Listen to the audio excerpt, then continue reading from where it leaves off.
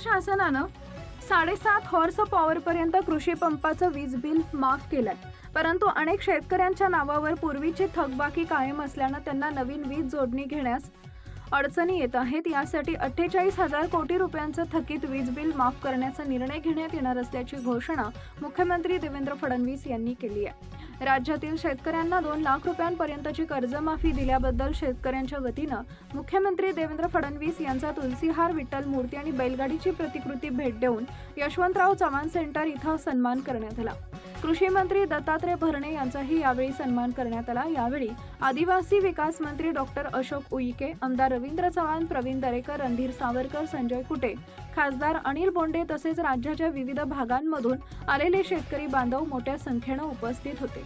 मुख्यमंत्री फडणवीस म्हणाले, राज्यातील 56 लाख शेतकऱ्यांना 36,585 कोटी रुपयांचा लाभ देणारी पुण्यश्लोक अहिल्यादेवी होळकर शेतकरी कर्जमुक्ती योजना जाहीर केली आहे.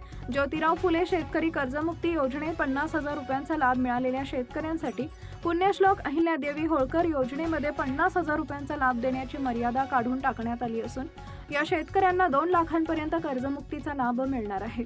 तसेच नियमित परतफेड करणाऱ्या शेतकऱ्यांसाठी 2026 ते 27 मध्ये कर्जाची उचल करून वेळेत परतफेड करण्याची अट सुद्धा रद्द करण्यात आली आहे.